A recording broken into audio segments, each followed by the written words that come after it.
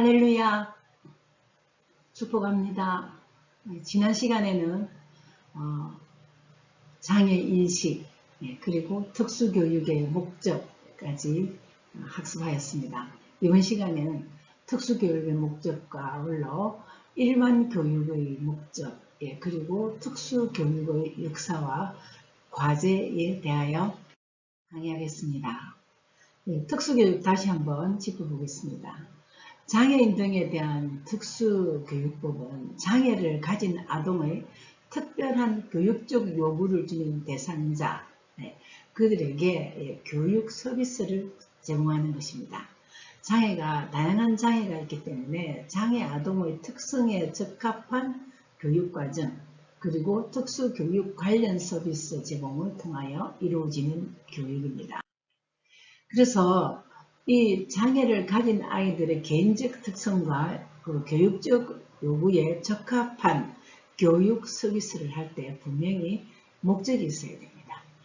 특수교육의 목적은 장애인 등에 대한 특수교육법으로 정해져 있고 또 교육기본법에도 정해져 있습니다. 교육기본법 제18조에 따라서 국가와 지방자치단체는 장애인 및 특별한 교육적 요구가 있는 사람에게 통합된 교육과정을 제공한다, 이렇게 되어 있습니다. 통합된 교육과정, 아주 중요한 말입니다. 어떤 통합된 교육과정이냐면 비장애 아동과 아니면 비장애인과 함께 생활을 하면서 교육 환경, 똑같은 환경 속에서 비장애인과 함께 수업을 할 수 있도록, 생활도 할 수 있도록 그렇게 지원되는 것입니다. 장애 유형과 장애 정도의 특성을 고려한 교육을 실시하면서도 아동이 언젠가는 사회에 나가서 비장애인과 함께 살아가야 하기 때문에 이들이 사회에서 자아 실현을 할 수 있고 사회 통합을 하는데 기여할 수 있도록 그런 목적을 가지고 교육을 하는 것이 특수교육입니다. 특수교육의 목적은 특수교육 대상자들에게 비장애인이 제공받는 일반 교육의 목적과 똑같아야 합니다. 차이가 있어서는 안 됩니다. 조금 이따가 일반 교육의 목적을 간단하게 정리하겠지만 일반 교육에서도 우리가 유, 초, 중등까지는 국가에서 의무 교육으로 정하고 무상교육을 실시합니다. 우리 민주시민의 자질을 향상하고 자기 개발을 도우는 그런 목적이 있습니다. 그처럼 일반 교육의 목적과 차이가 있을 수 없습니다. 특수교육을 받는 아동이라 할지라도 일반 교육의 목적 그대로 실현할 수 있도록 교육을 받아야 될 권리가 있습니다. 그리고 교육을 해야 될 의무가 국가에 법적으로 정해져 있습니다. 그렇지만 개인적 특성이 비장애인과 다르기 때문에 목적의 차이는 있을 수 없지만 지원의 차이는 있어야 될 것입니다. 시각장애인 지원하는 것과 청각장애인 지원하는 것, 그 다음에 언어장애인 지원받는 것, 그런 거 다 달라야 됩니다. 그리고 뇌성마비 친구들, 발달장애 아이들이 겪는 그런 교육적인 특성, 요구되는 부분, 이런 것은 충분히 고려되어야만이 특수교육의 목적을 달성할 수 있는 것입니다. 특수교육 목적 다시 한번 정리를 하자면 비장애인이 제공받는 일반 교육의 목적과 차이는 있을 수 없다. 그러나 지원의 차이는 개인적 특성에 따라 꼭 있어야 한다.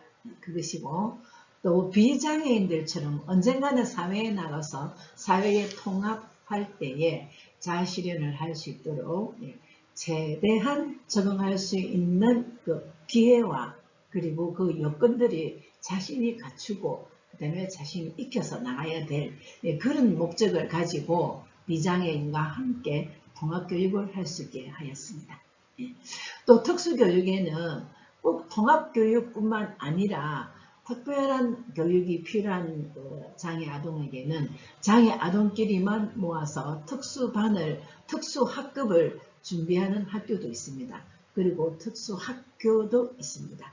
연령별로 그리고 장애의 특성에 따라 모든 또 시설이나 교과 과정을 철저히 준비해 놓고 특수 아동만 모아서 입학하고 또 공부하고 졸업하고 하는 그런 특수 학교가 지역마다 다 배치되어 있습니다. 예.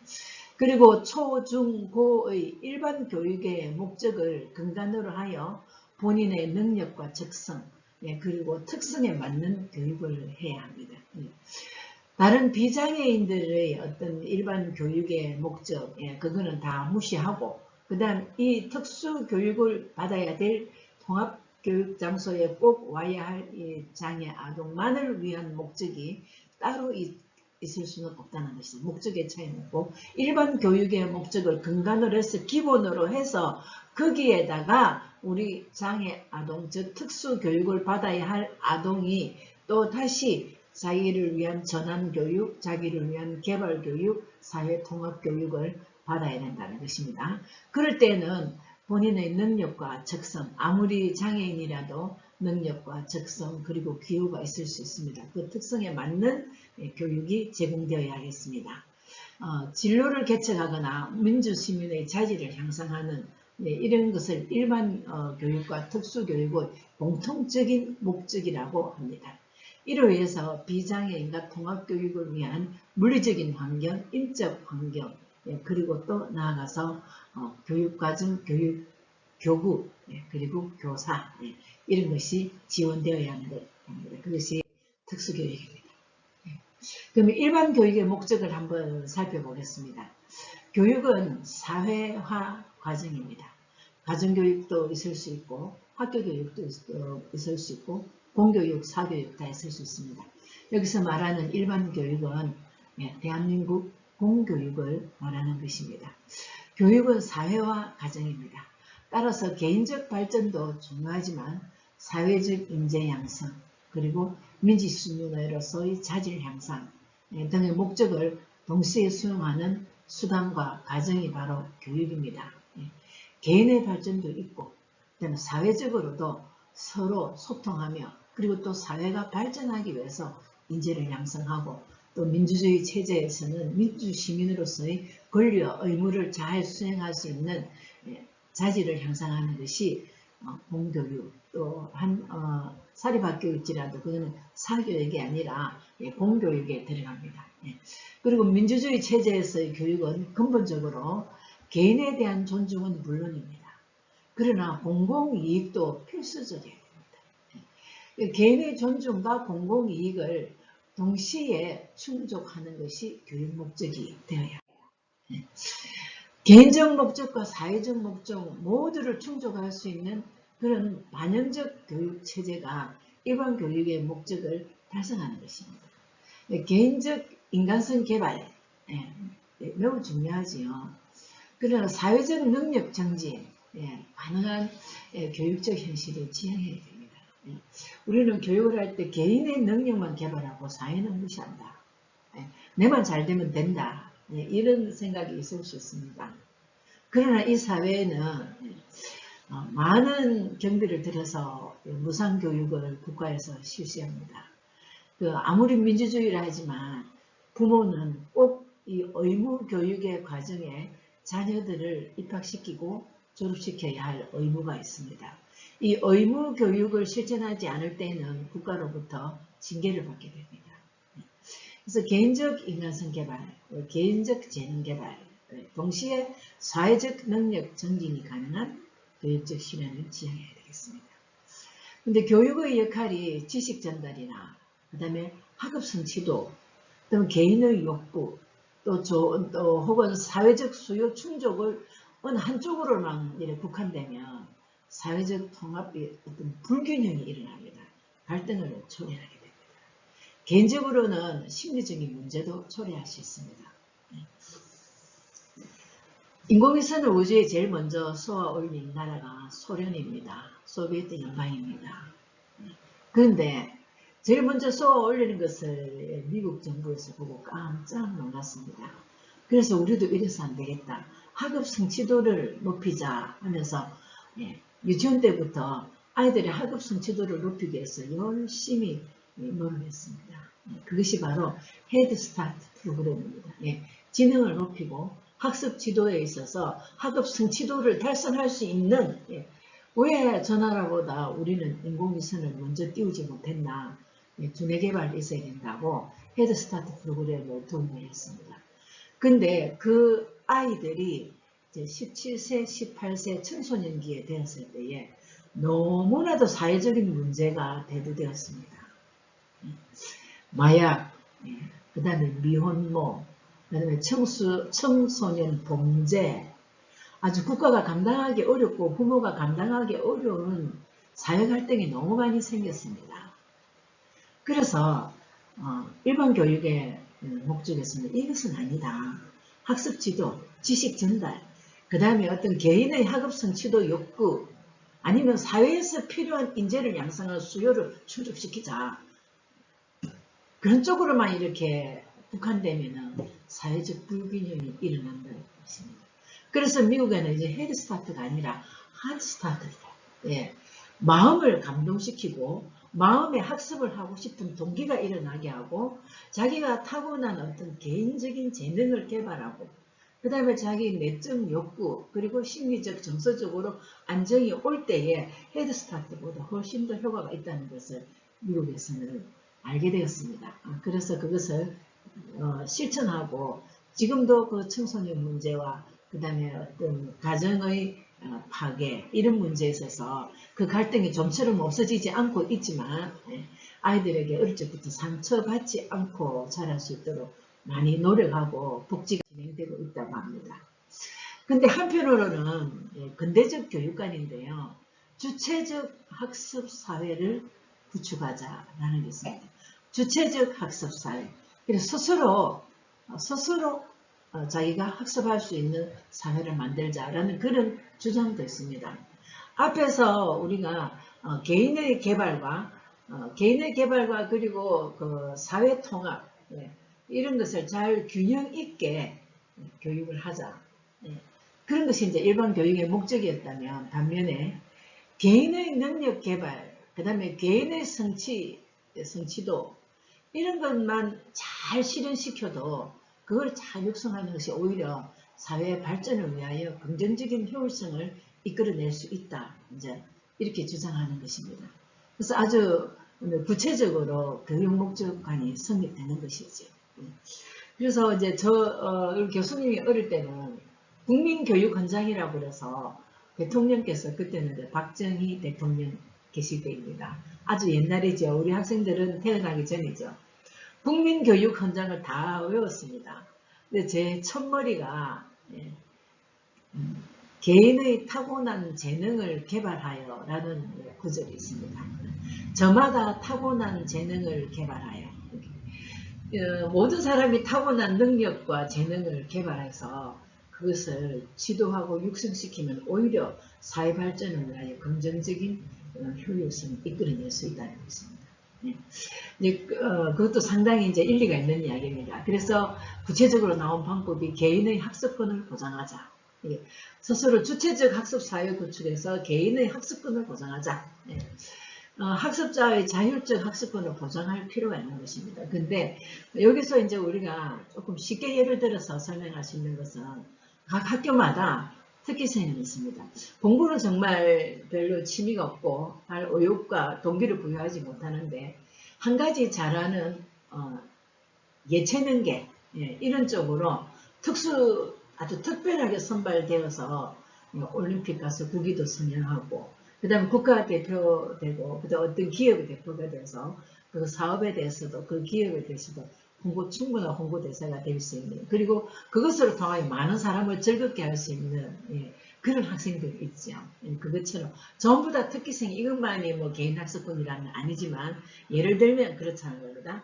특기생이나 특수교육 대상자 이게 꼭 그 어떤 장애가 있어서 특수교육 받는 것이 아니라 아주 뛰어난 재능과 뛰어난 영지성을 가지고 있기 때문에 그 학습적인 효율성을 최대한 이끌어내어서 사회 발전에 기여할 수 있도록 지도하는 거예요. 그것도 하나의 영재교육인데요. 이런 것이 바로 개인의 학습권을 보장하는 것이고 주체적 학습 사회를 구축하는 것입니다. 그래서 자율수행, 자율적으로 자기가 찾아가서 자기 학습, 그 다음에 자기 능력을 개발하는 그런 교육적 선택의 자유를 인정하는 학습권, 예, 그것도 중요하다. 예, 이것도 하나의 일반적 교육의 목적이 될 필요가 있다. 예, 이렇게 주장하는 것입니다.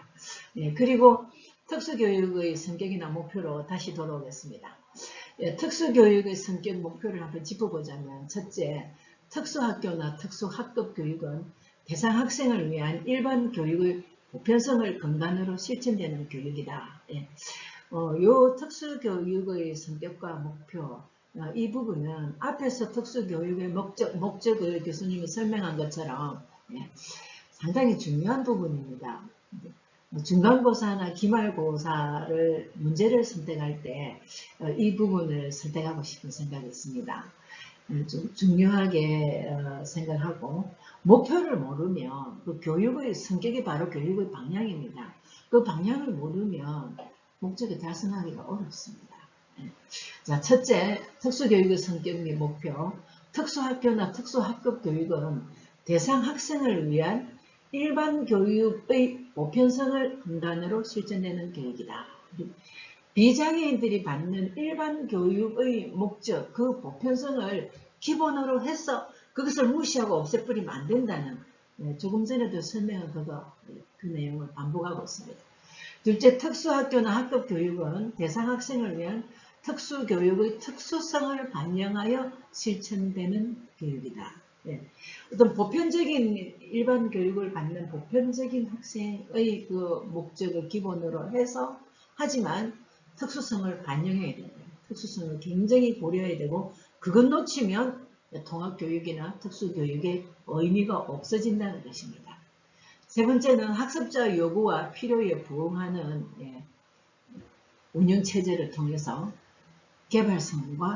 개별성과 공통성을 같이 추구해야 된다는 것입니다. 그러니까 공통성은 일반 교육 받는 학생들의 그 목표와 같아야 되고, 그다음 개별성은 그의 특수성을 반영하여 실천되는 교육입니다. 자, 특수교육의 대상자는요, 장애인 등에 대한 특수교육법 시행령에서 다음과 같이 한 11개 정도를 구체적으로 규정하고 있습니다. 시각장애, 그 다음에 청각장애, 이런 사람들 특수교육 대상이 됩니다. 지적장애, 그 다음에 지체장애. 여기서 지체라는 것은 팔이 하나 없다, 손목이 하나 없다, 이런 대상이 아니라 뇌성마비, 이래서 걸음이 불편하다든지, 그 다음에 연필 쥐는 것도 어려울 정도로 몸에 좀 뒤틀림이 있다든지, 이런 지체를 말하는 것입니다. 그 다음에 정서행동장애, 그 다음에 자폐성장애, 의사소통장애, 이런 정서행동장애, 자폐성장애, 의사소통장애, 이런 것은 이제 국가에서 정하는 특수교육 대상자로 판정을 받아야 합니다. 왜냐하면 우리가 눈으로 보기에는 학습장애 같은 친구는 뭐 대화도 잘 되고 생활도 잘 되고 자기 판단력도 있어. 근데 단지 읽기, 쓰기, 그 다음에 추론이라든지 수학적인 그 부분에서 떨어지니까 학습이 안 되는 거죠. 읽기, 쓰기, 추론, 수학적인 능력, 창의적인 사고, 요거 빼고 나면 학습 성취도가 오를 수가 없잖아. 그래서 그 어느 정도의 중증인가, 이런 것을 국가에서 정하는 특수교육 대상자 판정을 받아야 된다. 그 다음에 건강장애나 발달직체, 그 밖에 대통령령으로 정하는 장애의 11개 영역입니다. 근데 특수 대상자 중에서는 단순 지체장애, 아까도 얘기했듯이 손이 이렇게 잘렸다든지, 그 다음에 뭐 사고로 인해서 다리가 하나 절단됐다든지, 그거를 단순히 그거로서 끝난다면 특수교육 대상자가 될 수 없습니다. 특수교육 대상자는 특수교육 대상자로 국가에서 정하는 법에서 선정이 되어야 하는 것입니다. 그리고 한국 특수교육의 역사를 한번 살펴보면 우리 조선 말기에 개화기, 그때 개화기라고 그러죠. 조선 말기를 얼마나 많은 사람들이 아무 혜택도 받지 못하고 고생을 했는지 모릅니다. 그때 이전의 교육을 고전적 특수교육이라고 합니다. 그 다음에는 이제 우리가 한일 합방 시기를 조금 지나서 그때를 근대적 의미라는데요. 근대적 의미의 특수교육이 성립됐는데, 구한말부터 근대에 이르기까지 시각장애인에 대한 특수교육 정도는 있었다고 합니다. 그때 당시에 외국에서 들어온 선교사님들이 세운 학교에서 선교사님들은 우리보다 문화가 벌써 한 50년 이상 앞서고 있기 때문에 장애에 대한 인식이 우리하고 너무 많이 달랐죠. 특히 우리는 반상의 차이를 안고 있는 사회적인 제도 때문에 장애인들을 아주 비하하는 그런 문화였습니다. 그래서 이 특수교육이나 장애인에 대한 인식이 말이 아니었죠. 그런데도 선교사님들에 의해서 장애인들만 모아서 교육하는 그런 기관이 있었다고 합니다. 그리고 네 번째로 국가 공교육의 법률적 제정과 정비. 주로 1990년대 이후에 법률적으로 장애인에 대한 법이 나오기 시작했고, 특별히 2007년도 이후에는 특수교육법도 정해지고, 그 이후에는 또 복지법도 정해지고, 그랬습니다. 다시 한번 그러면 그림을 보면서 여러분들의 교재 18쪽에서 20쪽에 보면 이 도표가 있습니다. 우리가 얼마나 무지한 세월을 보내면서 안타까운 그 사람들에게 참 사회적 불이익을 당할 수 있도록 했는가. 돌아보면서 우리 학생들이 다음에 특수교육 대상자가 되거나 아니면 복지기관에 가서 아동을 지도할 때에 다시는 우리 선조들이 겪은 그런 아픔을 겪지 않도록 보살펴야 되겠습니다. 저 도표에 보면은 2007년도부터는 특수교육법이 만들어졌습니다. 처음엔 좀 미비했지만 지금 많이 정비되고 다듬어져서 그나마 그래도 특수교육 학교도 있고 특수교육을 위한 일반 학교의 통합학급도 있고 그렇습니다. 그리고 2011년도 이후에는 장애아동을 위한 교육법뿐만 아니라 복지법도 정해졌습니다. 그리고 그전에는 그렇게 조금 부족할 뿐이지 크게 장애를 보지 않던 발달장애 아동에 대한 2014년 이후에는 그런 지원법도 만들어졌습니다. 우리 특수교육의 과제가 있습니다. 특수교육은 어떤 과제를 안고 실천을 해야 되는가? 그렇습니다. 특수교육의 과제는 초기 중재와 예방 프로그램을 확대해야 됩니다. 아동 발달은 초기의 발달이 누적되어서 그 다음 발달로 진행해 가는 것입니다. 처음에는 그냥 아주 짧은 단어로 엄마, 물, 우유, 저, 싫어 이렇게 하던 아이가 그 다음에 짧은 문장 엄마 물 주세요 이렇게 하다가 그 다음 좀 더 크면 엄마 물도 먹고 싶고 음료수도 먹고 싶어요 주세요 라고 하는 이런 표현을 할 수 있을 정도로 조기 중재 빨리 발견해서 빨리 그 초기 발전을 빨리 가져오게 함으로써 그 장애가 더 이상 진행되지 않게 아니면 최대한 느린 속도로 진행되거나 멈추거나 해서 더 이상의 장애가 장애로 깊어지지 않도록 예방 프로그램을 확대해야 될 과제가 있습니다. 자, 그러면 진로 지급 및 전환 교육의 과제가 있습니다. 우리 특수교육의 목적을 달성하기 위해서 실천해야 될 과제입니다. 진로 지급 및 전환 교육의 강조입니다.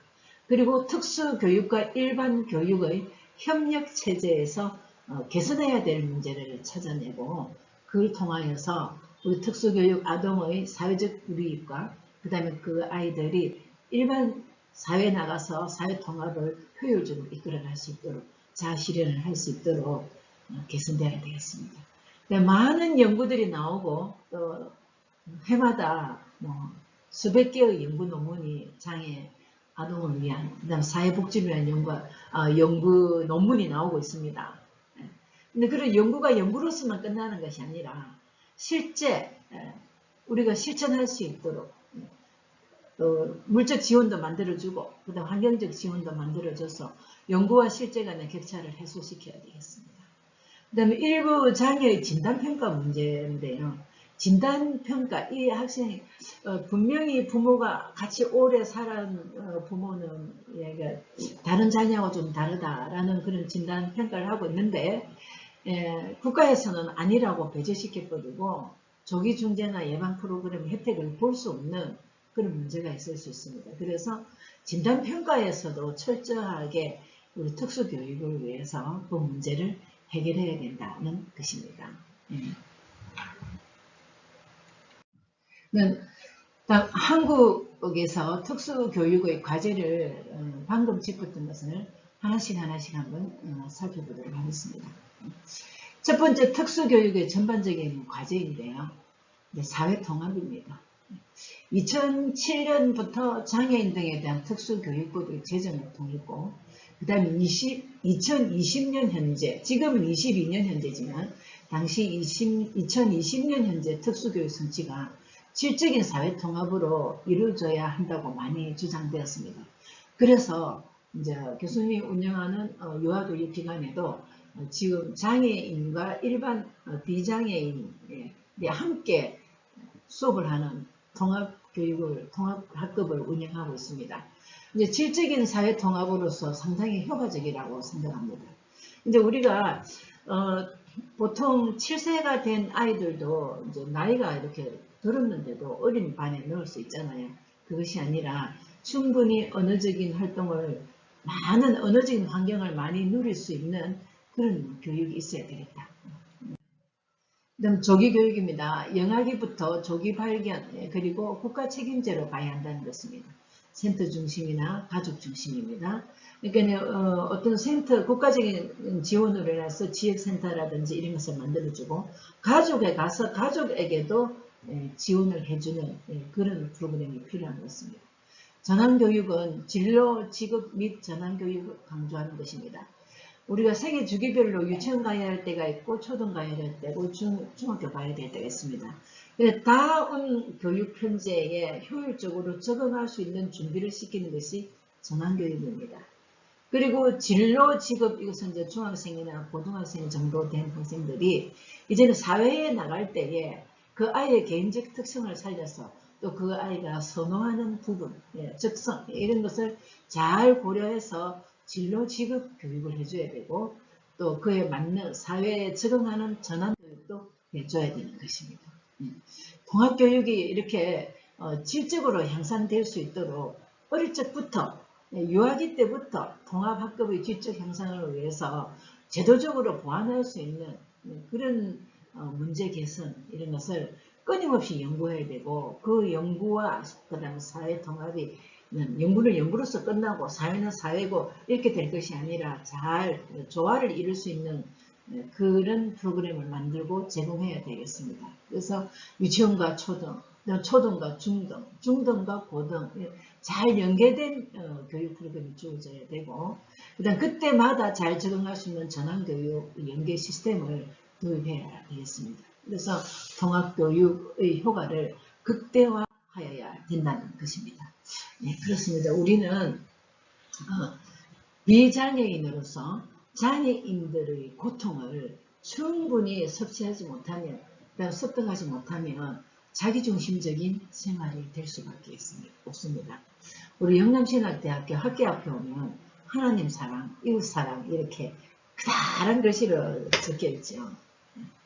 그래서 하나님께서는 소자에게 물 한 그릇 준 것도 다 기억하신다고 했습니다. 우리는 비장애인으로서 장애인을 돌봐야 할 의무가 있습니다. 성경에도 그 비장애인들이 오히려 더 하나님께 영광 돌리기 때문에. 근데 어떤 사람이 물었습니다. 저 사람은 왜 저렇게 장애를 타고났느냐? 부모의 잘못입니까? 아니면 저 사람의 죄입니까? 이렇게 물었습니다. 예수님은 부모의 죄도 아니고 그리고 본인의 죄도 아니라고 했습니다. 교수님은 생각합니다. 그 장애를 통하여 분명히 하나님께서 하실 일이 있었을 것입니다. 그는 분명히 하나님의 영광을 위하여 서임 받는 존재로 하나님께서 만들어 주신 것인 줄 압니다. 그것을 끌어안고 평생 살아갈 때에 왜 끝까지 사회적 불이익을 당해야 하고 불리한 입장이 되어야 하고 왜 일반적인 비장애 아동과 함께 비장애인과 함께 누려야 할 것을 충분히 못 누리는 그다음에 질적으로 향상되지 못한 것을 누리고 살아야 하는가. 이것은 우리 기독교인들이 앞장서서 해결해야 될 문제입니다. 내 물질을 쏟을 수도 있고 나의 기도 시간을 희생할 수도 있고 또 그들을 위해서 내 몸을 희생할 수도 있고 어쨌든 이 모든 것이 하나님께 영광 돌리는 일이죠 합니다. 이 장애 아동 지도라는 수업을 하면서 시간마다 하나님께 감사하면서 내가 무엇을 통하여 이 학습에 걸맞는 그런 삶을 이어갈 수 있을까 생각을 하였습니다. 이번 시간에 짚었던 특수교육의 목적 그리고 특수교육의 과제, 이 과제는 바로 우리들의 과제입니다. 한 가지 광고를 하겠습니다. 1-1강에서 교재를 소개했습니다. 강의만으로 충분하다라고 생각하시는 분은 교재를 구입 안 하셔도 되겠지만 교재를 구입하려면 창지사에 부탁을 해야 됩니다. 출판사. 그래서 혹시 교재를 저는 이 장에 이 교재 한 권 정도는 있어야 되지 않을까 생각합니다. 구입하기를 원하시는 분의 숫자를 알아야 되기 때문에 단톡에 이름을 올려주시면 그 숫자대로 신청을 하겠습니다. 그래서 신학교 서점에서 구입할 수 있도록 그렇게 준비하겠습니다. 다음 시간에 뵙겠습니다. 감사합니다.